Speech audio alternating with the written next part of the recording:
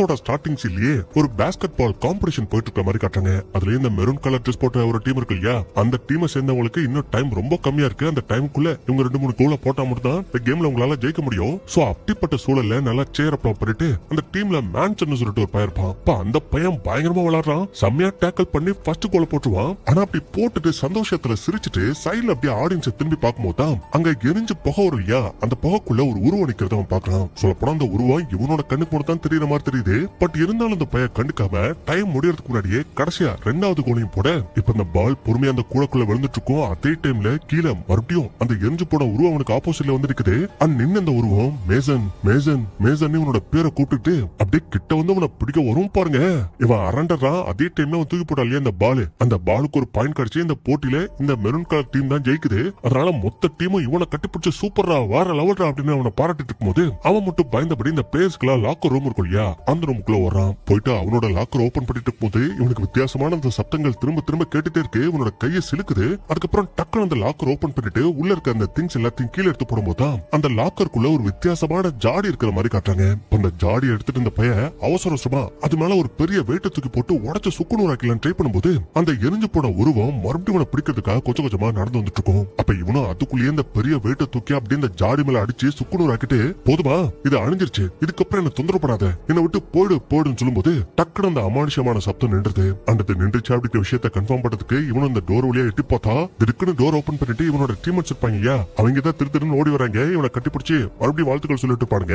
அதுக்கப்புறம் இந்த போலும் அப்பாடா எல்லா பிரச்சனையும் முடிஞ்சிருச்சு, இதுக்கப்புறம் அந்த பெயினால நமக்கு எந்த பிரச்சனையும் வராதுன்னு இவன் ஜாலியா குடிச்சிட்டு இருக்கும்போது இவன் கால் கவட்டை கடியில இருந்து கருக்கருக்குன்னு ஏதோ தண்ணி வந்துட்டு இருக்கு. அதாவது ஒரு எரிஞ்சு போன கறி மேல தண்ணி ஊத்துறா எப்படி வரும் அதே மாதிரியே தண்ணி வந்துட்டு இருக்கு. அதனால இவனும் பயந்து பயந்து யாராதுன்னு திரும்பி பார்த்தா மறுபடியும் இந்த எரிஞ்சு போன பேய் இவனுக்கு ஆப்போசிட்ல வந்து நிக்குது. அண்ட் இவனோட வாய்க்குள்ள கைய விட்டு இவனோட உடம்ப தக தகன்னு எரிய வச்சு சாம்பலாக்கி அதே இடத்துல இந்த பையனோட சோழியை முடிச்சிருது. அந்த விஷயத்த அங்க இருக்கிற அந்த பையனோட டீம் வச்சு பார்த்து பயந்துட்டு இருக்காங்க. அதுக்கப்புறம் அப்படியே சீனை கட் பண்ணி ஒரு 6 மாசம் கழிச்சு நம்ம படத்தோட ஹீரோயினை தான் காட்டுறாங்க. அந்த பாப்பா விண்டோக்கு பக்கத்துல அப்படியே ஜாலியா உட்காந்துக்கிட்டு ஏதோ ஒரு டிராயிங் வரைஞ்சிட்டு இருக்கும்போது எட்டி கீழே பாக்குறா. அங்கிருந்து குதிக்கிறதுக்காக பாக்குறாளா இல்ல அது எவ்வளவு உயரம் இருக்குன்னு பாக்குறாளான்னு தெரியலங்க. அப்படி பாத்துட்டு இருப்பா. ஆனா அதுக்குள்ளேயே பட்டான்னு கதவை தொண்டுட்டு நம்ம ஹீரோனோட கசின் ஒருத்தர் அவனோட பேரு ரேல். இப்ப அவனை பார்த்து ஹீரோனோ கண்ணாப்படான்னு திட்டியாண்டா வர்றதுக்கு முன்னாடி கதவை தட்டிட்டு வர மாட்டேன், இப்படி உசுர எடுக்கிற மாதிரி கதவை உடைக்கிற மாதிரி யாரா வருவான்னு கேட்கும்போது அவனுக்கு கையில கிளாஸ் வச்சிருக்கனே எப்படி நாக் போட முடியும் அப்படிங்கிற மாதிரி இவ கூட ஜாலியா பேசிட்டு இவங்க 2 பேரும் இந்த ஊர்ல இருக்க ஒரு பெரிய காலேஜுக்கு படிக்கிறதுக்காக போறாங்க. அப்ப அந்த காலேஜ்ல எல்லின்னு சொல்லிட்டு ஒரு பொண்ணு இருப்பா. அவளை நம்ம ஹீரோயின் பாக்குறா. அந்த பொண்ணை இவளுக்கு முன்ன பண்ண தெரியுமான்னு தெரியல. பட் இவங்க பாத்துக்கிறத வச்சு இவங்க 2 பேத்துக்குள்ள ஏதோ ஒரு சம்பந்தம் இருக்கு, பழக்கம் இருக்கு அப்படிங்கிற விஷயத்த நம்மளால புரிஞ்சுக்க முடியுது. அதுக்கப்புறம் ஹீரோயின் அவளோட லாக்கர் ஓபன் பண்ணா, அதாவது ஸ்டார்டிங் சீன்ல செத்து போனா இல்லையா மேசன் சொல்லிட்டு ஒரு பையன், அவனோட லாக்கரை இவளுக்கு கொடுத்துருப்பாங்க. சோ அதை ஓபன் பண்ணாம ட்ரை பண்ணும்போது அந்த பையனோட செத்து போனவனோட ஃப்ரெண்ட்ஸ் இருப்பாங்க இல்லையா, அவங்க வந்து பிரச்சனை கொடுக்குறாங்க. ஏய் யார் நீ, எதுக்காக என் ஃப்ரெண்டோட லாக்கர் ஓபன் பண்ணேன்னு கேட்டா இது நாங்க கூத்தா இருக்கு, மேனேஜ்மெண்ட்ல இந்த லாக்கர் தான் எனக்கு அலோகேட் பண்ணிருக்காங்க, அதனால தான் ஓபன் பண்ணேன்னு இவன் சொன்னா இந்த பயல்களை ஒருத்தன் சை இந்த மேனேஜ்மெண்ட்ல இருக்கவங்களுக்கு அறிவும் கிடையாது ஒண்ணும் கிடையாது, இந்த மேசன் இந்த காலேஜுக்காக எவ்வளவு கேம் விளையாடி இருப்பான், எத்தனை அவார்ட்ஸ் வின் பண்ணி கொடுத்திருப்பான், ஆனா அவனை பத்தி துளி கூட கவலைப்படாம உடனே இந்த லாக்கர் தூக்கி இவன்ட்ட கொடுத்துட்டாங்க பாரு அப்படிங்கிற மாதிரி இந்த பயலுக பேசிட்டு இருப்பாங்க. அண்ட் ஹீரோயின் கட்டி நக்கலா அவனை பார்த்தா புதுசா அந்த காலேஜுக்கு படிக்க வந்த மாதிரி தெரியலையே, நாங்க கேள்விப்பட்ட வரைக்கும் உன்னோட அப்பாவை நீயே கொலை பண்ணிட்டியாமே, அதுக்கப்புறமா தான் இந்த காலேஜ்ல ஜாயின் பண்ண வந்துட்டியாமே அப்படின்னு அவளை டச் பண்ணும்போது அவ கடுப்புல இந்த பழுகுல ஒருத்தனோட அந்த இடத்துல ஒரு டிச்ச கொடுத்துறா. அண்ட் அதே நேரத்துல அந்த காலேஜோட ப்ரொஃபசர் வந்து வந்துட்டு ஏய் என்ன சின்ன பசங்க மாதிரி சண்டை போட்டுட்டு இருக்கீங்க, ஒழுங்கா காலேஜ் முடிஞ்சதே என்ன பாக்குறதுக்கு மொத்த பேரும் வரணும், அப்படி வரல பூரா பேரையும் 1 வீக் சஸ்பெண்ட் பண்ணி விட்டுருவேன் அப்படிங்கிற சொல்லும்போது நம்ம ஹீரோனை முன்னாடியே தெரிஞ்ச மாதிரி ஒரு பொண்ணு ஒருத்தி பாத்திருப்பா இல்லையா எல்லைன்னு சொல்லிட்டு ஒரு பொண்ணு, அவளே முன்னாடி வரா. ஹீரோனுக்கு சப்போர்ட் பண்றா. இது மாதிரி அவன் மேல எந்த தப்பு இல்ல, இந்த பழுதான் உங்களுக்கு தானுங்க அப்படிங்கிற மாதிரி எடுத்து சொல்ல வரா. பட் அவரு கேட்காம இல்ல மொத்த பேரும் கண்டிப்பா என்ன பார்க்க வந்துதான் திருன்னு சொல்லிட்டு அவர் அங்கிருந்து கிளம்பிடுவாரு. அதுக்கப்புறம் ஹீரோன் இந்த லாக்கர் ஓபன் பண்றதுக்காக ட்ரை பண்ணும்போது திங்ஸ் எல்லாம் கீழே விழும். அதை எடுத்து கொடுக்கறது கூட அந்த எலி பொண்ணு ஹெல்ப் பண்றா. பட் ஹீரோன் எனக்கு உன்னோட உதவி எல்லாம் உனக்கு தேவையில்ல, ஃபர்ஸ்ட்ங்கிறது கிளம்பிட்டு அவளை அசிங்கப்படுத்தி அனுப்பிச்சு விட்டுறா. அதனால அவளும் சரி ஓகேனாங்கிறது கிளம்புறதுக்கு அப்புறமா தான் ஸ்டார்டிங் சீன்ல பார்த்தோம் இல்லையா ஒரு வித்தியாசமான ஜாடி, அதை கீழே போட்டு கூட அந்த மேசன் பைய உடச்சிருப்பானே, பட் இப்ப அந்த ஜாடி மறுபடியும் அந்த பையனோட லாக்கருக்குள்ளே வந்திருக்குது. அப்ப கையில எடுத்து பார்த்த நம்ம ஹீரோனுக்கு அது என்னவா இருக்கும் அப்படிங்கிறதுல சுத்தமா எந்த ஐடியாவும் இல்ல. அதனால சரி அந்த ஜாடி ஓபன் பண்ணி பார்க்கலாமே ஓபன் பண்ணா மண்ட ஓட்டோட உருவத்துல ஒரு வித்தியாசமான விசில செஞ்சு வச்சிருக்காங்க. அப்ப அதை பார்த்த ஹீரோயின் அப்படியே மெஸ்மரைஸ் ஆகி அதை ஊதாம ட்ரை பண்ணும்போது கரெக்டா பெல் சவுண்ட் கேக்குது. அதனால ஹீரோனோ அந்த அவசரத்துல அந்த விசில ஊதாம அதை பேக்ல எடுத்து வச்சுட்டு கிளாஸ் ரூம் போயிடுறா. அதுக்கப்புறம் கிளாஸ் முடியுது. ஈவினிங் அந்த பசங்க எல்லாத்தையும் அந்த ப்ரொஃபசர் மீட் பண்றதுக்காக வர சொல்லிருப்பா இல்லையா, அதனால இந்த பையலும் வராங்க பேசிட்டு இருப்பாங்க. அப்ப ஹீரோயின் அவளோட பேக்கை எடுத்து ஓபன் பண்ணும்போது உள்ள இருந்த அந்த விசில் தெரியாம வெளியில வந்து விடும். அப்ப அது ஒரு பையன் பார்த்துட்டு சார் காலேஜுக்கு ஒரு புது சைக்கோ வந்திருக்குல்ல, அந்த சைக்கோ டச் இழுக்கிறதுக்காகவே புதுசா ஏதோ மிஷின்லாம் வச்சிருக்கா சார், என்னன்னு செக் பண்ணுங்க சார்னு சொல்லும்போது இவனுக்கு சச்சா அப்படிலாம் இல்ல சார், நான் என்னோட லாக்கர் ஓபன் பண்ணும்போது அந்த லாக்கருக்குள்ள இது இருந்துச்சுன்னு சொல்லி அது இந்த ப்ரொஃபஸரோட கையில கொடுக்கும்போது தான் அதுல எழுதப்பட்டிருக்க அந்த வித்தியாசமான வார்த்தைகளை டிரான்ஸ்லேட் பண்ணும்போது அது செத்து போனவங்களை கூப்பிடணும், அடைக்கணும் அப்படிங்கிற மாதிரி போட்டிருக்குது.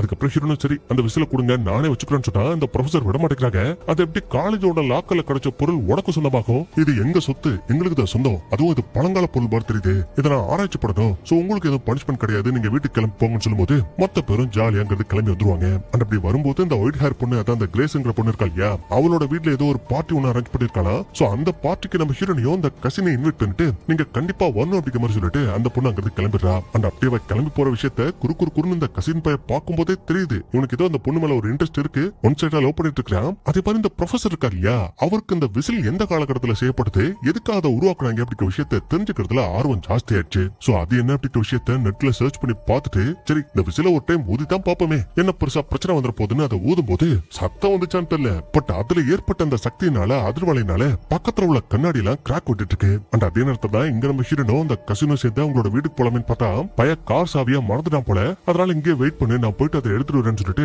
இவன் அந்த ப்ரொஃபசரோட ரூமுக்கு போயிட்டு போதான் அந்த ப்ரொஃபசரோட உடம்புல ஏதோ ஒரு மாற்றம், ஒரு சந்தோஷம், ஒரு புத்துணர்ச்சி. அதனால அந்த சந்தோஷத்திலே இந்த பையன் ஜாலியா தம் அடிச்சுட்டு அந்த இடத்த விட்டு போனதுக்கு அப்புறம் நைஸ் இந்த கசின் பையன் உள்ள நுழைறான். அந்த நுழைஞ்சவன் கை கால வச்சுட்டு சும்மா இல்ல அங்க இருந்து அந்த பழங்கால விசில் இருக்கு இல்லையா, அந்த விசில ஆட்டிய போடுறான். அதே நேரத்துல இங்க நம்ம ஹீரோனோட அப்பா இறந்து போயிட்டாங்க அப்படிங்கிற சொல்லிருப்பாங்க இல்லையா, ஆக்சுவலி அது ஒரு ஆக்சிடென்ட், அந்த ஆக்சிடென்ட்ல நம்ம ஹீரோனு இருந்திருக்கா, ஆனா துரதிருஷ்டவசமா இவளோட அப்பா மட்டும் இறந்து போயிருப்பாரு. சோ அந்த விஷயம் அப்ப பேசின அந்த வாய்ஸஸ் எல்லாம் இப்ப நினைச்சு பார்த்துட்டு இருக்கும் போது அங்க நோவான்னு சொல்லிட்டு ஒரு பையன் வரான், தன்னை பிரீஸ்ட் அப்படிங்கிற மாதிரியும் ஹீரோயின் கிட்ட அறிமுகப்படுத்திக்கிறான். அதுக்கப்புறம் நான் பார்த்தாலே தெரியுது பெரிய கஷ்டத்துல இருக்கேன்னு தோடுது, சோ நீ ஃப்ரீயா இருந்தீங்கன்னா சர்ச்சுக்கு வாயேன் ப்ரே பண்ணலான்னு கூப்பிட்டா ஹீரோயின் இல்ல நான் நல்லா தான் இருக்கேன், அண்ட் கடவுள் மேலே எனக்கு பெருசா எந்த விதமான நம்பிக்கையும் கிடையாதுன்னு சொல்றா. அப்ப சரி உனக்கு கடவுள் நம்பிக்கை இல்லாம இருக்கலாம், பட் உன்னோட மன வழியை போக்குறதுக்கு ஏதாவது வேணும்ல, அதுக்கு என்கிட்ட ஒண்ணு இருக்கு, தேவனா வாங்கிக்கொண்டு இவன் ட்ரக்ஸ் எடுத்து காட்டிட்டு இருக்கான். அப்ப கரெக்டா அந்த இடத்துக்கு கசினோ வரான், டேய் அவகிட்ட என்னடா பேசிட்டு இருக்குன்னு இவனை அடிக்கிறதுக்கா போறான். ஆனா அதுக்குள்ளேயே அந்த பையன் இவனை வளைச்சு பிடிச்சி கையில கத்தியில எடுத்துட்டு பயப்படாத இதை ஒரு சேஃப்டிக்காக தான் வச்சிருக்கேன், மத்தவங்களை காயப்படுத்துறதுக்கும் குழப்பறதுக்கும் நான் யூஸ் பண்ண மாட்டேன், சோ என்கிட்ட இருந்து கொஞ்சம் ஜாக்கிரதையாவே இருந்துக்கோ அப்படின்னு சொல்லிட்டு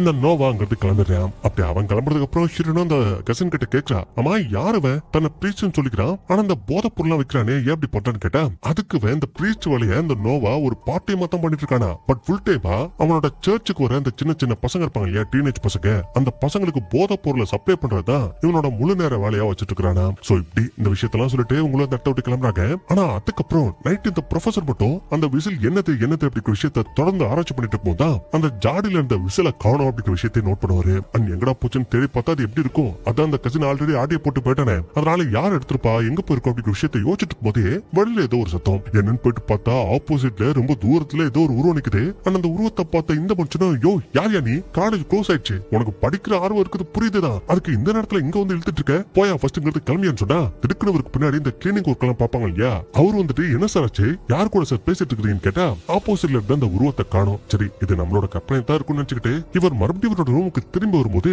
இவரோட வாயில இருந்து இந்த தம் அடிச்சா எப்படி புகை வரும் அது மாதிரி கருகருன்னு புகை வந்துட்டு இருக்கு. சரி என்னடா தம்மி அடிக்காம புகை வருதுன்னு திரும்பி பார்த்தா இவனுக்கு ஆப்போசிட்ல பேஷண்ட் ட்ரெஸ் போட்டுட்டு ஒருத்தர் வந்திருக்கான். பாக்குறதுக்கும் இவன மாதிரியா இருக்கிறான். அண்ட் நின்னவன் அப்படியே இந்த மனுஷனோட நுரையீரலுக்குள்ள கைய விட்டு சும்மா புளின்னு புளிஞ்சு இந்த ப்ரொஃபசரோட உடம்புக்குள்ள புகுந்து இவனுக்கு இந்த தம் அடிச்சு நுரையீரல் பாதிச்சா கேன்சர் வந்தா எப்படி தலையில முடிக்கட்டும் பேஷண்டா இருப்பாங்க. ஆக்சுவலி இந்த பேயா நின்னவன் கூட அது மாதிரி ஒரு பேஷண்டா தான் இருந்திருப்பான் போல, கேன்சர் பேஷண்டா தான் இருந்திருப்பான் போல. சோ அதே மாதிரியே இந்த ப்ரொஃபசரோட தலையில இருக்க முடியெல்லாம் கொட்டி வாயில கருகருன்னு ரத்த வாந்தி எடுத்து கடைசியா தம் அடிச்சு ஒருத்தன் கேன்சர் வந்து எப்படி செத்துருப்பானோ அதே மாதிரி அந்த ப்ரொஃபசரையே அந்த கொடூரமான பேய் அந்த விசில் பேய் கொன்னுடுது. சோ இப்படி இது ஒரு பக்கம் போயிட்டு இருக்கும்போது இன்னொரு பக்கம் நம்ம கசினும் மத்த ஃப்ரெண்ட்ஸும் ஒன்னா சேர்ந்து ஒரு பார்ட்டிக்கு போயிருப்பாங்க இல்லையா, அதாவது அந்த கிரேஸோட பார்ட்டிக்கு. சோ அந்த பார்ட்டி போயிட்டு இருக்கும்போது தான் இந்த கசின் அந்த ப்ரொஃபசர் கிட்ட இருந்து ஆட்டி போட்டு அந்த விசில மத்தவங்க எல்லாத்துக்கிட்டையும் காட்டுறான். முக்கியமா அந்த கிரேஸ் அதை பார்த்துட்டு இது என்ன மாதிரியான விசிலா இருக்கும், ஒருவேளை மரண விசிலோ, இதை ஊதுனா செத்து போன முன்னோர்கள் நம்ம தாத்தா பாட்டி இவங்க எல்லாரும் உயிரோட திரும்பி வருவாங்களோ அப்படிங்கிற மாதிரி நக்கல் அடிச்சிட்டு இருக்கும்போது சைட்ல இந்த இல்லி இருக்கா இல்லையா,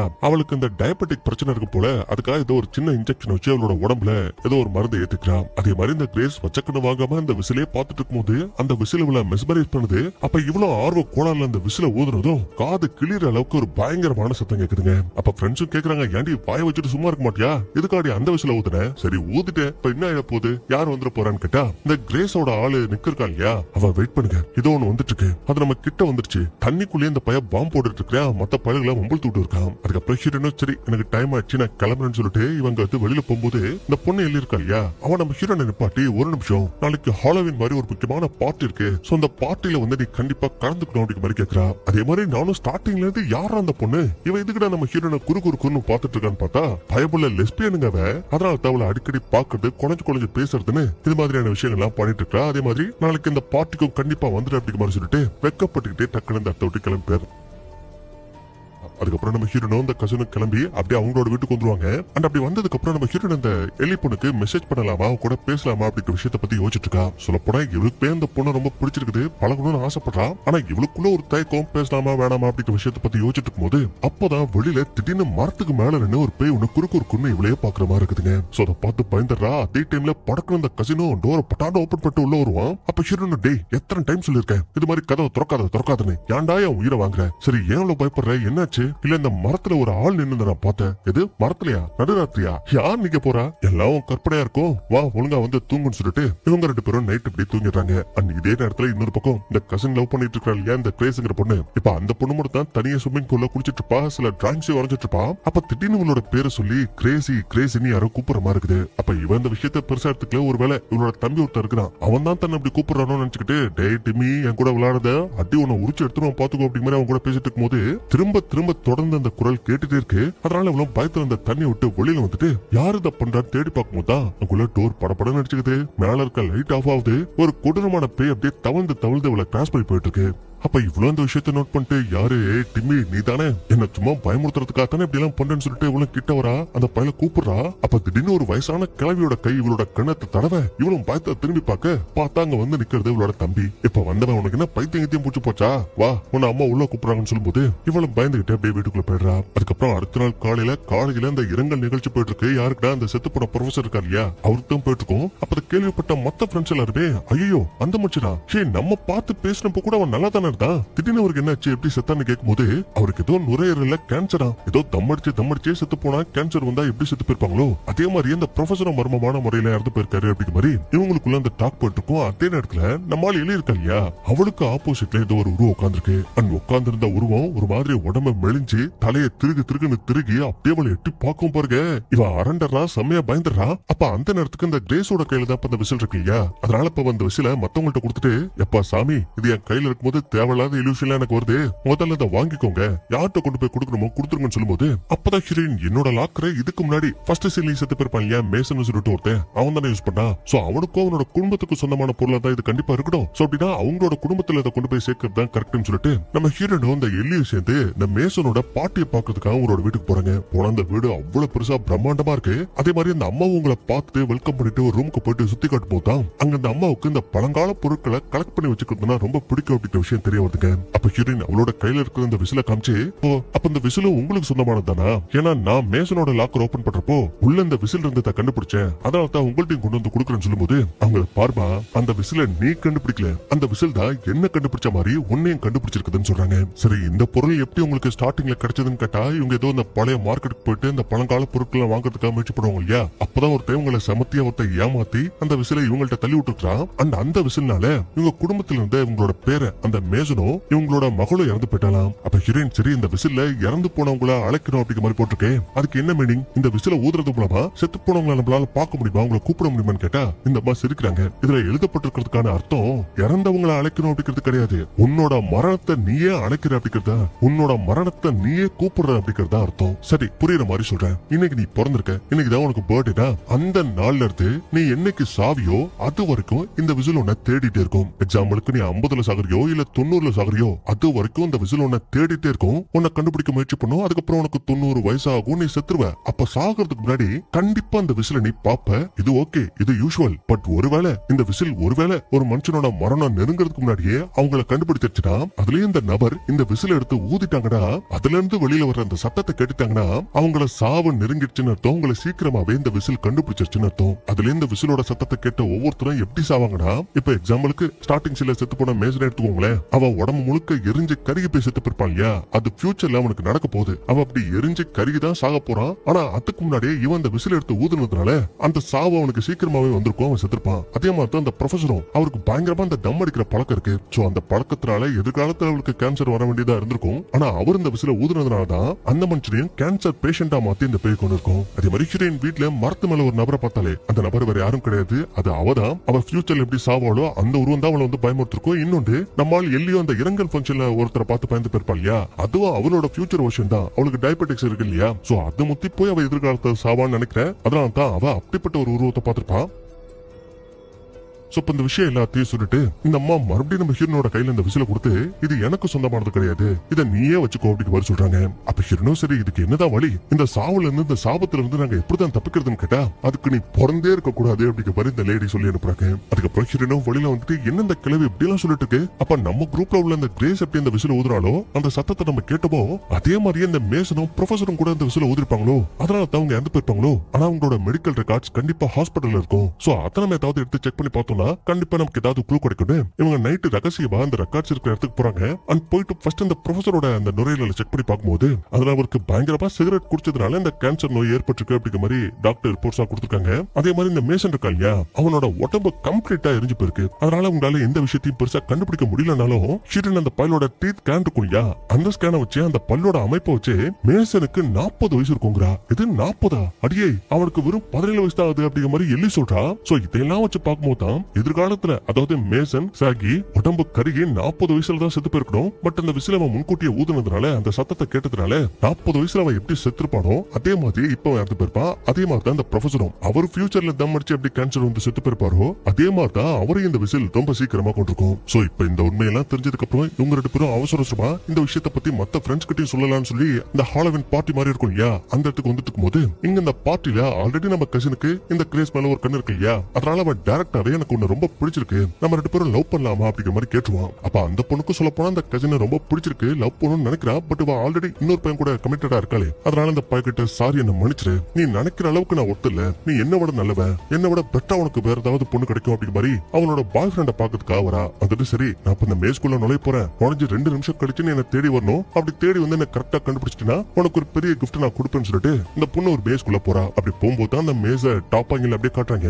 அதாவது அது ஒரு பசில் மாதிரி இருக்கு, அதுக்குள்ள நுழைஞ்சு கரெக்டான வழியை கண்டுபிடிச்சு அதோட சென்டர் பாயிண்ட் இருக்கும் இல்லையா அந்த இடத்துக்கு யார் போறாங்களோ அவங்க தான் வின் போல. சோ அது மாதிரி தான் இந்த கிரேஸ் பொண்ணு உள்ள போயிட்டு இருப்பா, அவளை தேடி பின்னாடியே அவளோட பாய் ஃப்ரெண்ட் போயிட்டு இருப்பான். அப்ப அந்த நேரத்துல இங்க நம்ம ஹீரோனோ எல்லியும் வந்துட்டு மத்த ஃப்ரெண்ட்ஸை மீட் பண்ணலாமே போலான்னு பார்த்தா மறுபடியும் அந்த பிரீஸ்ட் நோவா இருக்கா இல்லையா, அவன் முன்னாடி வர ஹீரோன் கிட்ட ஏத்த இறக்கமா பேசிட்டு இருக்கான். அப்ப அதை கேட்டு இந்த எல்லி கெடுப்பாகி அந்த பையலோட அந்த இடத்துல பட்டான ஒரு டிச்சை கொடுத்துட்டு கிளம்பும் போது இவன் மறுபடியும் கத்தியை காட்டான். அப்ப பார்த்து காண்டார ஹீரோன் அந்த பையலோட கையை போட்டு மிதின்னு மிதிச்சு அந்த கத்தியை பிடிக்க மூக்குக்குள்ள விட்டு ஆட்டி சர்ச்சுக்கு வர சின்ன சின்ன பசங்களுக்கு ட்ரக்ஸ கொடுத்து கெடுக்கிறியே, உன்னெல்லாம் என்ன பண்ணலாம், என்ன வேணாலும் பண்ணலான்னு அவனோட மூக்கு அறுத்து விட்டு கத்தியை தூக்கி எறிஞ்சிட்டு நம்ம கசின் கிட்ட டேய் என்னடா நீ மட்டும் இருக்க, மத்த ஃப்ரெண்ட்ஸ் எல்லாம் எங்கடான்னு கேட்டா அவங்க உள்ள போயிட்டாங்க. ஐயோ உங்களை பார்த்து ஒரு முக்கியமான விஷயத்த பத்தி பேசணும், வா சீக்கிரம் எங்க கூட கிளம்பி வான்னு கூப்பிடும் போது அங்க ஒரு போட்டியில கரெக்டா பாயிண்ட பார்த்து ஷூட் பண்ணி ஒரு பெரிய டெடி பேரை வின் பண்ணிருப்பான். சரி இதுக்கு அந்த டெடி பேரை வச்சு என்னடா பண்ண போறேன்னு கேட்டா இத கிரேஸ்க்காக தான் நான் ஜெயிச்சேன்னு அவகிட்ட அந்த பொம்மையை கொடுக்கறதுக்காக நம்ம பையன் உள்ள போயிட்டு இருக்கான். பசங்க பாருங்க இந்த அளவுக்கு நல்ல பசங்களா இருக்காங்க பாருங்க. அதுக்கப்புறம் அப்படி சீனை கட் பண்ணிட்டு உள்ள மேற்குள்ள அந்த கிரேஸ காமிச்சா இப்ப அவளுக்கு ஆப்போசிட்ல திடீர்னு ஒரு கிளவியோட பேய் தூரத்துல வந்து நிக்குது, கை காட்டிட்டு இருக்கு. அப்ப அதை பார்த்து இவளும் பயந்து அந்த இடத்த விட்டு போலாமேன்னு பார்த்தா திடுக்குன்னு இவளுக்கு ஆப்போசிட்லயே அந்த பேய் வந்திருக்குது. சோ அதை பார்த்து செம்மையா பயந்துட்டு அவசரமா அந்த இடத்த விட்டு ஓடும் போதுதான் இவன் ஃபியூச்சர்ல ஆக்சுவலி ஒரு 90-95 வயசுல தான் அவன் செத்துருக்கணும். ஆனா அந்த விசில ஊதிட்டா அந்த சத்தத்தை கேட்டுட்டா இல்லையா, சோ அதனால தான் அவளே ஃபியூச்சர்ல இருந்து அவளே ஒரு பேயா மாதிரி இப்ப அவளை கொல்றதுக்காக வந்துட்டு இருக்கு. அதே மாதிரி இவளும் ஒரு கடத்துக்கு மேல பயத்தை தாங்க முடியாம இவளோட பாய் ஃப்ரெண்டுக்கு கால் பண்ணி டே இது மாதிரி ஒரு லூசு கிளவி என்ன ஃபாலோ பண்ணிட்டு இருக்கு, சோ ப்ளீஸ் எப்படியாவது வந்து என்ன காப்பாத்து சொன்னா எதுக்கடி பயப்படுற, இது ஹாலோவின் பார்ட்டி, இந்த பார்ட்டிக்கு நிறைய பேர் வேஷம் போட்டு வருவாங்க, அது மாதிரி யாராவது கிளவி வேஷம் போட்டுப்பாங்க, அதை பார்த்து நீ எதுக்கடி பயப்படுற அப்படிங்கிற மாதிரி அசால்ட்டா பேசிட்டு இருக்கேன். ஆனா அந்த நேரத்துல அந்த பேய் இந்த கிரேஸ விடவே மாட்டேங்குதுங்க. இவ எங்க போனாலும் சரி எங்கிட்டு ஒழிஞ்சாலும் சரி இவளை பின்னாடியே தொடர்ந்து வந்துட்டு இருக்கும். அப்ப இவளும் ஓடுறா ஒளிய பாக்குறா, கடைசி வரைக்கும் இவளால முடியல, ஒரு முட்டு சத்துக்குள்ள சமத்தையா மாட்டிப்பா. அப்ப இவளுக்கு ஆப்போசிட்ல வந்த அந்த கிளவி கிரேஸ் அப்படின்னு ஈனு இழிச்சுக்கிட்டு அப்படியே காஞ்சரிங் பேய் மாதிரி இறங்கி கீழே வருது, இவளை அட்டாக் பண்ண பாக்குது. அப்ப இவளும் பயத்துல என்ன பண்றதுன்னு தெரியாம அங்க ஒரு மம்பட்டி இருக்கும், அந்த மம்பட்டி எடுத்து அப்படியே இந்த கிழவியோட தலையில அடிக்கும் போது ரெண்டு பேருமே கிரேஸ் தான் இல்லையா, இவதான் அவதான் இவ இல்லையா, அதனால அவளை அடிக்கும் போது அத்தை அடி இவனோட தலையில விழுது. சம்பவ இடத்துல அவன் மயங்கப்படுறா. கொஞ்ச நேரம் கழிச்சு கண்ணு முடிச்சு பார்த்தா அந்த கிழவி மயங்க போய் கிடக்குற மாதிரி தான் தெரியுது. ஆனா மயங்கின அந்த கிழவியோட பேய் இப்ப மறுபடியும் எந்திரிச்சு நிக்குது. இவளை பிடிக்க பாக்குது. அப்ப இவனும் ஐயோ யாராவது நான் காப்பாத்துங்களே அங்க ஓடுறா இங்க ஓடுறா. அவளால தப்பிக்க முடியல. ஆனா கடைசி ஒரு ஏசி வெண்ட் ஹோல் இருக்கும் இல்லையா, அது மாதிரி ஒரு ஹோல் இருக்கும். சரி அதுக்குள்ளயாவது புந்து தப்பிச்சிடலான்னு பார்த்தா அப்பவும் அந்த பேய் விட மாட்டேங்குது. அப்படியே இவளோட காலை பிடிக்குது, நகத்தை அவளோட உடம்புக்குள்ள இறக்குது. இவளை கிளவியா மாத்த ட்ரை பண்ணுது. ஆனா எப்படி அந்த பொண்ணு தப்பிச்சு அந்த கிளவியை தள்ளி விட்டுட்டு அந்த வண்டையும் தாண்டி கடைசி அந்த மேசோட சென்டர் பாயிண்ட் இருக்கும் இல்லையா, அந்த இடத்துக்கு வந்துடுறா. அண்ட் வந்தவன் உள்ள லிவரை பிடிச்சி இழுத்தா தப்பிச்சிடலாம், சிக்னல் மத்தவங்களுக்கு எல்லாம் போயிடும், நம்மள யாராவது காப்பாத்த வருவாங்கன்னு நினைச்சுக்கிட்டு இவன் அந்த லிவரை பிடிச்சி இழுக்கலாம் ட்ரை பண்ணா கரெக்டா அதுக்குள்ளே தலைகீழ தவழ்ந்தபடி அந்த கிளவியோட பேய் வந்துருது. அண்ட் வந்த பேய் பச்சைக்கணும் அந்த கிரேஸோட வாயில ஒரு முத்தத்தை கொடுக்க கொஞ்சம் கொஞ்சமா அந்த கிரேஸுக்கு வயசாகுது. அதாவது 90 வயசுல அவள் எப்படி செத்துருப்பாளோ அதே மாதிரி அவளோட உடம்பு கம்ப்ளீட்டா சேஞ்ச் ஆகி சம்பவத்திலே பாவம் அந்த பொண்ணோட உயிர் போயிடுது. அதுக்கப்புறமா தான் கடைசியா தான் அந்த இடத்துக்கு இந்த பொண்ணோட பாய் ஃப்ரெண்ட் வரா. இங்க நடந்த அந்த சம்பவத்தை பார்த்து பயங்கரமா ஷாக் ஆகும் செய்யறான். அதுக்கப்புறம் ஹீரோனோ இல்லையோ இது வரைக்கும் உங்களுக்கு தெரிஞ்ச விஷயம் எல்லாத்தையுமே இந்த கிரேஸோட பாய் ஃப்ரெண்ட் கிட்ட சொல்றாங்க. அவனுக்கு புரிய வைக்க ட்ரை பண்றாங்க. ஆனா அந்த பையத்தெல்லாம் நம்பவே மாட்டேங்கிறான். ஏய் நீங்க என்ன பேசுறீங்க, அங்க செத்து போய் கிடந்தது கிரேஸே கிடையாது, அவளுக்கு வெறும் 18 வயசு தான். வேணும்னா அவ போட்டிருந்த ட்ரெஸ் வேணா அந்த கிளவி போட்டிருந்துக்கலாம், மத்தபடி நான் அடிச்சு சொல்றேன் கண்டிப்பா அது கிரேஸா இருக்க சான்ஸே இல்ல. டேய் நான் சொல்றத கேளுடா, அவனுக்கு ஸ்விம்மிங் பூல்ல அந்த விசில ஊதுறான்ல அந்த சத்தத்தை நம்ம எல்லாருமே கேட்டோம்ல, அதனால நம்ம ஃபியூச்சர்ல எப்படி சாக போறோமோ அது இப்ப முன்கூட்டியே நடக்க போகுது. நம்ம சீக்கிரமா சாக போறோம், அந்த சாவு நம்மள தேடி வந்துட்டு இருக்கு. அதனால நாங்க எங்களோட கண்ணாலே பார்த்தோம், நீயும் சீக்கிரமா பாப்படா, நாங்க சொல்றத நம்புடான்னு சொன்னா அந்த பையன் நம்பியே மாட்டேன். அதே மாதிரி இந்த கசின் வேற கிரேசியா ரொம்ப ஒன் சைடா லவ் பண்ணிருப்பாங்க, அதனால அவ செத்து போனதுக்கு காரணம் நீதாண்டா அப்படி மாதிரி பாய் ஃப்ரெண்ட பிளேம் பண்ணும்போது அவன் இவன் அடிக்கிறதுக்காக வரான். இவனை ரொம்ப இன்சல்ட்டிங்கா பேசுவான். அதனால பாவம் கசினை கோச்சுக்கிட்டு அந்த கிரேஸ் பொண்ணுக்காக வாங்கின அந்த பொம்மையை கையில எடுத்துட்டு அங்கிருந்து ஓடி போயிடுவான். அதே மாதிரி ஹீரோனோ எல்லையோ எவ்வளவுதான் எடுத்து சொன்னாலும் இந்த பாய் ஃப்ரெண்ட் ஏத்துக்கிறதாவே இல்ல. நீங்க சொல்றதெல்லாம் போய் கட்டுக்கதை அப்படி சொல்லிட்டு அப்படியே இந்த பையன் கிளம்பி இவனோட வீட்டுக்கு வந்தா அங்க கண்ணாடியில இவனோட எதிர்கால சாவ பாக்குறான். அதாவது உடம்பு சதஞ்சு கை கால்லாம் முறிஞ்சு ரண கொடூரமா இருக்குது அந்த உருவம். அப்ப அதை பார்த்து அந்த பையன் பயந்து போய் ஒரு இடத்துல ஒளியும் போது வெளியில கரெக்டா அவனோட அம்மா அப்பா வந்துருவாங்க.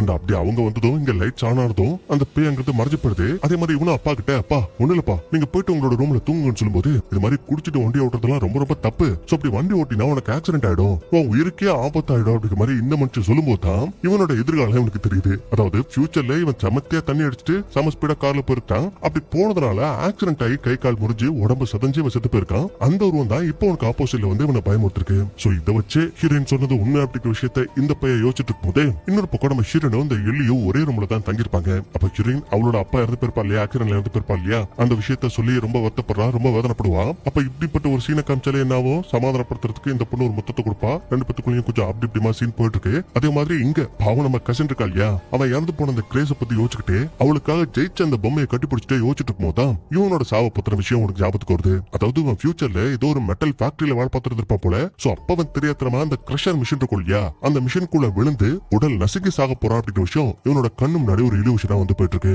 அப்புறம் அந்த கசின் இவங்க மூணு பேரும் யார பாக்குறதுக்காக போறாங்கன்னா அந்த மேசனோட பாட்டு இருப்பாங்க இல்லையா, அவங்கள பாக்குறதுக்காக தான் போறாங்க. ஏன்னா அவங்க மூலமா இவங்க தப்பிக்கிறதுக்கு ஏதாவது வழி கிடைக்கலாம் இல்லையா, சோ அதுக்காக தான் பார்க்க போறாங்க. போனா அந்த அம்மா பாவம் சாவோட விளிம்புல இருக்கிறாங்க, படுக்கையில இருப்பாங்க. அப்ப இவங்களுக்கு போயிட்டு அந்த விசில ஊதுனதுனால எங்களோட ஃப்ரெண்ட்ஸ் அடுத்தடுத்து வரிசை அப்படியே செத்துட்டு இருக்காங்க. சோ அதை தடுக்க ஏதாவது வழி இருக்கான்னு கேட்டா மரணத்தை தடுக்க எந்த வழியும் இல்ல. அதே மாதிரி ஆயிரக்கணக்கான வருஷங்களா இந்த விசில் இருக்கு இல்லையா, இந்த விசில் அதோட மரண தெய்வங்களை திருப்திப்படுத்தணும் அப்படிங்கிறதுக்காக இது மாதிரி மனுஷங்களை சீக்கிரமாவே கண்டுபிடிச்சு அவங்களுக்கு மரணத்தை ரொம்ப சீக்கிரமாவே கொடுத்து அந்த மரண தெய்வங்களோட மனசை குளிர வச்சிட்டு இருக்கான். அப்ப ஹீரோயின் சரி அப்படி பண்றது தப்பு தானே, எங்களுக்கு டைம் இருக்குல்ல, அதுக்குள்ள நாங்க எப்படி சாக முடியும் அப்படின்னா கண்டிப்பா அந்த பிரச்சனையில இருந்து இந்த சாபத்துல இருந்து தப்பிக்கிறதுக்கும் ஏதாவது வழி இருக்குன்னு கேட்கும் போது அவங்க ஒரே வழிதான் இருக்கு, அந்த வழி உயிர் தியாகம். இந்த சாபத்தினால பாதிக்கப்பட்டவங்களோட உடம்புல உள்ள ரத்தத்தை இன்னொருத்தரோட உடம்புல நம்ம தடவிட்டோம்னா இவங்கள்ட்ட இருக்கிற சாபம் அவங்களுக்கு அப்படியே மாறிடுமா, அப்படி மாறிட்டா இவங்க தப்பிச்சிருவாங்க. பட் அந்த சாபத்தை மாத்தி விட்டாங்க பத்தியா ஒருத்தர், அவங்க கொடுமா அந்த விசில் பேயினால கொல்லப்படுவாங்களா,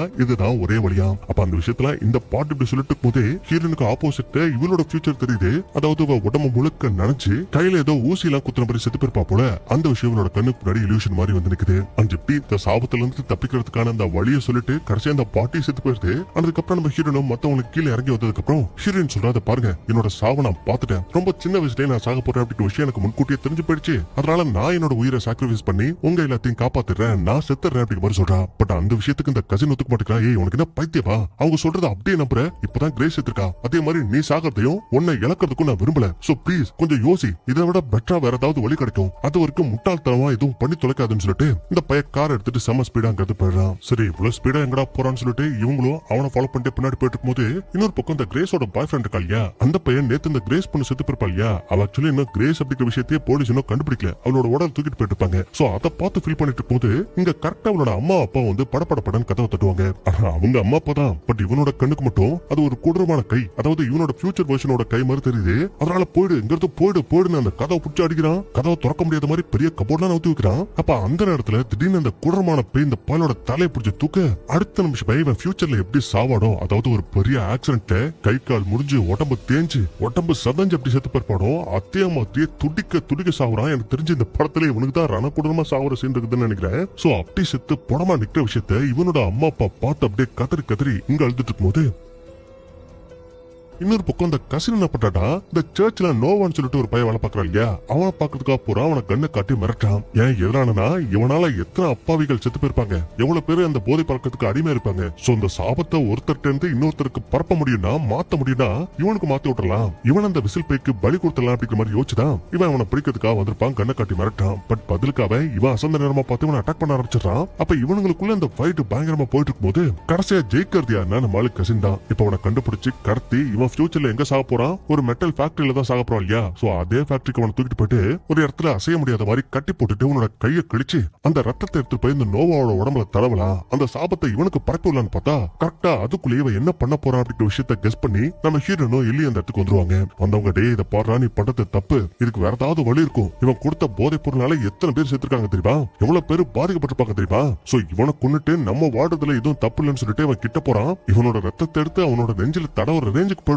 ஆனா பாவம் இவன் தான் நல்லவனாச்சு, யாருக்கும் எந்த தீங்கும் நினைக்காதவனாச்சு. சோ அதனால நம்ம சுயநலத்துக்காக இன்னொருத்தரை கொல்ல வேண்டாம்னு சொல்லிட்டு அப்படியே ரிட்டர்ன் வந்துருவான். அண்ட் வந்தவன் ஹீரோயின் கிட்டயும் எலி கிட்டயும் அவ்வளவுதான் எல்லாம் முடிஞ்சிருச்சு, நம்ம 3 பேரும் சாக போறோம்னு சொல்லும்போது ஹீரோயினுக்கு டக்குன்னு ஏதோ ஒரு விஷயம் ஸ்டேக் ஆகுது. என்ன சொன்ன, திரும்ப சொல்லணும்னு கேட்டா என்ன சொன்ன, 3 பேரும் சாக போறேன்னு சொன்ன அப்படின்னு சொன்ன அடுத்த நிமிஷம் இவன் இந்த கிரஷன் மிஷின்ல மாட்டி செத்து போயிருப்பா இல்லையா, அதே மாதிரி இவனோட கையை ஏதோ ஒன்னு போட்டு இழுக்குது. உடம்ப சிலு சிலா கிரைண்ட் பண்ணி கை காலு தலை உடம்பு மொத்தமா சதஞ்சு சம்பவத்துல இந்த பயலோட சொல்லி முடிச்சு போயிடுது. அண்ட் இதெல்லாம் பார்த்து நம்மளால பிரீஸ்ட் இருக்கா இல்லையா நோவா, அவனுக்கு என்ன நடக்குது எது நடக்குதுன்னு ஒன்னும் புரியலங்க. வலிப்பு வந்து பொத்துன கீழே வந்து மயங்கி போயிடுவான். அப்ப ஹீரோனோட கண் முன்னாடி அந்த கசின் இறந்து போயிட்டா அப்படின்ட்டு அந்த வலி இருந்தாலும் எல்லிக்கிட்ட நீ எதுக்கும் கவலைப்படாத, என்ன ஆனாலும் சரி உனக்கு இப்படிப்பட்ட ஒரு சூழலை நான் வரவே விட மாட்டேன், இந்த சாபத்தை நிறுத்து விட்டு அந்த விசில் எடுத்துக்கிட்டு உங்க தனியா ஒரு இடத்துக்கு போறாங்க. சரி அப்படி என்ன ஹீரோனுக்கு ஐடியா வந்துச்சு, அவன் என்ன பண்றதுக்காக முயற்சி பண்றான்னு கேட்டீங்கன்னா இப்போ இந்த சாபம் எப்படி வேலை செய்யும், ஒருத்தர் அவங்க எதிர்காலத்துல எப்படி சாவாங்களோ அந்த விஷயத்தை நேருக்கு நேரா கண்ணுக்கு முன்னாடி அவங்க சாகணும், அதுதான் அந்த விசிலோட எய்மே. சோ அதுக்கு முன்னாடி அந்த விசில் இவங்களை கொல்றதுக்கு முன்னாடியே இவங்களோட உயிரை இவங்களோட உடம்ப விட்டு இவங்க கொஞ்ச நேரத்துக்கு பிரிச்சாங்கடா, இவங்க செத்துதான் கணக்கு. சோ அப்படி செத்து மறுபடியும் உயிரோட திரும்பி வந்துட்டோம்னா இந்த சாபத்துல இருந்து நீங்க இல்ல அப்படிங்கிறத ஹீரோனோட பிளானே. சோ அதுக்காக என்ன பண்ணட்டா இவனோட கையில இந்த ஊசியை போட்டுக்கிட்டு தண்ணிக்குள்ள மூழ்கிதான் இவ தற்கொலை பண்ணி இறந்து போற மாதிரி தான் இவனோட எதிர்கால சாப அவளுக்கு முன்னாடி காட்டிருக்கோம். சோ அதே மாதிரியே சாகணும், செத்து மறுபடியும் சிபிஆர் கொடுத்து இவ திரும்ப உயிரோட வரணும், இந்த சாபத்தை முடிக்கணும் அப்படிங்கறத அவனோட கணக்கு. சோ அதுக்காகவே இந்த எல்லியோட ஹெல்ப் பண்ணமா அந்த ஊசியை ரெடி பண்ணி இவனோட உடம்புல ஏத்தி அங்க தண்ணி தொட்டி இருக்கும், அந்த தொட்டில நம்ம ஹீரோனை போட்டு முக்கி அவளை துடிக்க துடிக்க உள்ள வச்சு அப்படி அழுத்தும் போது கொஞ்ச நேரத்துல நம்ம ஹீரோயின் செத்துறா. அதாவது அந்த தொட்டி ஒரு பெரிய குளம் மாதிரி ஒரு பெரிய சமுத்திரம் மாதிரி அவ்வளவு ஆழமா மாறிடுது, அதுக்குள்ள நம்ம ஹீரோயின் மிதந்துட்டு இருப்பா. அந்த நேரத்துல அந்த எல்லி என்ன பண்ணாட்டா தொட்டிக்குள்ள செத்து போய் கிடக்குற நம்ம ஹீரோனை மறுபடியும் வெளியில எடுத்து போட்டு அவளுக்கு சிபிஆர் எல்லாம் கொடுத்து மிஷினை வச்சு ஷாக் கொடுத்து அவளை எப்படியாவது காப்பாத்தல ட்ரை பண்ணா அது வேலைக்காகல. ஏன்னா அந்த விசிலோட போய் அவளை விட மாட்டேங்குது, இந்த மரண உலகத்திலேயே அவளை மாட்டிக்க வைக்குது, அங்கிருந்து தப்பிச்சு போக விட மாட்டேங்குது. அப்ப பாவங்க இல்லையோ என்னென்னமோ பண்ணி பாக்குறா, அந்த மிஷின்ல வர சார்ஜ் இல்ல, கையில சிபிஆர் கொடுக்குறா, வாயோட வாய் வச்சு ஊதி பாக்குறா, கை கால தேய்க்கிறா, ஆனா அப்படி எதுக்கும் வேலைக்காகல. ஹீரோயின் அவ்வளவுதான் சாக போறான்னு நினைச்சா அப்பதான் ஹீரோனுக்கு இந்த எல்லையோ இவ்வளவு ஒண்ணாந்து இருப்பாங்க இல்லையா பெட்ல, அந்த விஷயம் ஞாபகத்துக்கு வந்துருது. அதாவது இவங்களுக்குள்ள இருக்க அந்த காதல் ஞாபகத்துக்கு வந்துருது. சோ அந்த ஞாபகத்திலேயே அந்த பேயையும் ஓவர் ட்ரீட் பண்ணிட்டு டக்குனு நிஜ உலகத்துக்கு திரும்பி வந்துடுறா. ஆனா அப்படி வந்ததுக்கு அப்புறமா தாங்க ட்விஸ்டே காத்துட்டு இருக்கு. என்னன்னா இவ பொழைச்சிட்டா, இவ சாவ பார்த்துட்டு திரும்பி வந்துட்டா, ஆனா இவளோட காதல் இந்த எல்லி இன்னும் சாகல இல்லையா, சாவ பார்க்கல இல்லையா, அதனால இவளோட அந்த எதிர்கால மரண மரணம் இவளுக்கு முன்னாடி வந்து நிக்குது, இவளை துடிக்க துடிக்க கொல்ல பாக்குது. அப்ப அந்த நேரத்துல இந்த லூசு பையன் நோவா இருக்கான் பாத்தீங்களா, அவன் கையில கன்னோட இந்த இடத்துக்கு வந்திருப்பான். இதுக்கு முன்னாடியே ஷூட் பண்ணிருப்பான், அவளோட இடுப்புல அடிபட்டு இருக்கும், ரத்தமா ஒழிஞ்சிட்டு இருக்கும். சோ அதனால ஹீரோயின் அவளை கட்டி பிடிச்சிட்டு பயப்படாத உனக்கு எதுவும் ஆகாது, நான் உன்னை காப்பாத்துறேன்னு எல்லையை சமாதானப்படுத்திட்டு இருக்கும் போது இந்த பையன் எப்படி அவளை காப்பாத்துவ? ஏண்டி எவ்வளவு தைரியம் இருந்தா நீங்க 3 பேரும் பிளான் போட்டு என்ன கொல்ல பாத்திருப்பீங்க? விடமாட்டேன் கண்டிப்பா கொல்லுவனே. இந்த நாரப்பைய தெரியாதவா அங்க வழிஞ்சிட்டு இருக்கு இல்லையா நம்ம எல்லியோட ரத்தம், அந்த ரத்தத்தை தொட்டு பார்த்து ஆமேன் அப்படிங்கிற மாதிரி சொல்லிடுவான். அதாவது அந்த மேசனோட பாட்டு இதுக்கு முன்னாடியே சொல்லிருக்கும் இல்லையா, இந்த விசிலோட சாபத்தினால பாதிப்பட்டவங்களோட ரத்தத்தை இன்னொருத்தர் தொட்டா அந்த சாபம் அவங்களுக்கும் ஸ்ப்ரெட் ஆயிடும் அப்படிங்கிற மாதிரி சொல்லிருக்கும் இல்லையா. சோ அதுதான் நடக்குது. இவனோட அந்த எதிர்கால சாவு இவனுக்கு முன்னாடி வந்து இருக்குது. ஆனா அந்த பழக்கு தான் போதை பழக்கம் இருக்கு. சோ அந்த போதை பழத்துக்கு அடிமையாகி உடம்பு மெலிஞ்சு பைய பிசாசு மாதிரி முன்னாடி வந்து நிக்கிறான். அப்ப அந்த பார்த்து பயந்த பைய, டேய் யாரா நீ இங்க பரா வந்து கண்ணை வச்சு பட்டார்னு ஷூட் பண்ணும்போது முன்னாடி கிரேஸுக்கு நடந்த மாதிரி தான் அவன் எப்படி அவளோட ஃபியூச்சர் வெர்ஷன் அடிச்சா அவளுக்கு எப்படி அடிபடிச்சோ அதே மாதிரியே இவனோட ஃபியூச்சர் வெர்ஷனை ஷூட் பண்ணும்போது அந்த புல்லட் இவனோட உடம்புல இறங்கி இவன் எப்படி எதிர்காலத்துல சாபானோ அதே மாதிரி இப்பயே இதே இடத்துல சுருண்டு விழுந்து இறந்து போயிடுறான். அண்ட் இப்ப எல்லியோட அந்த சாபம் இந்த பையலுக்கு போயிட்டதுனால அவளும் சேஃப், நம்ம ஹீரோயின் செத்து பொழைச்சதுனால அவளும் சேஃப். இதனால அந்த விசிலுக்கு வேலை இல்லாம போயிடுச்சு இல்லையா. சோ அந்த விசில் இப்ப மொத்தமா சுக்குநூறா உடைஞ்சு கடைசி அந்த சாபத்துக்கு ஒரு முடிவு வந்துச்சுன்னு நான் சொல்லுவேன் நினைப்பீங்க. ஆனா அதுதான் இல்ல. இந்த படத்தோட போஸ்ட் கிரெடிட் சீன்ல நம்ம ஹீரோனும் இந்த எல்லியும் ஒன்னா லவ் பண்ண ஆரம்பிச்சிட்டாங்க. ஜாலியா காலேஜுக்கு அடுத்து ஸ்டடிஸ் படிக்க ஆரம்பிச்சிட்டாங்க. ஆனா அதே காலேஜ்ல படிக்கிற இன்னொரு பொண்ணு அங்குள்ள லாக்கர் ஓபன் பண்ணும்போது மறுபடியும் இந்த மேசனுக்கும் நம்ம ஹீரோனுக்கும் ஸ்டார்டிங் சீன்ல எப்படி அந்த ஜாடி அந்த விசில் கிடைச்சதோ அதே மாதிரி அவளுக்கும் கிடைக்குது. அந்த விசில் திரும்ப அதோட மரண தெய்வங்களை திருப்திப்படுத்துறதுக்காக ஆத்மாக்களை கொடுக்கறதுக்காக இப்படி ஆயிரக்கணக்கான மக்களை சீக்கிரமா அந்த மக்களை கொண்டுகிட்டே இருக்கும் அப்படிங்கிற மாதிரி காமிச்சுதான் இந்த படத்தை அப்படியே சூப்பரா முடிக்கிறாங்க. சோ சொல்லுங்க, கண்டிப்பா இந்த படம் உங்களுக்கு ரொம்ப பிடிச்சிருக்கும்னு நினைக்கிறேன். அப்படி பிடிச்சிருந்தா மறக்காம இந்த வீடியோக்கு ஒரு லைக் மட்டும் தட்டி விட்டுங்க. அப்படியே இந்த புது சேனலை சப்ஸ்கிரைப் பண்ணவங்களும் சப்ஸ்கிரைப் பண்ணிக்கோங்க. அண்ட் முடிஞ்ச அளவுக்கு உங்களோட ஃப்ரெண்ட்ஸ் அண்ட் ஃபேமிலிக்கும் இந்த வீடியோ சென்ட் பண்ணி விடுங்க. மீண்டும் ஒரு சூப்பரான வீடியோவில் சந்திப்போம். தேங்க்யூ.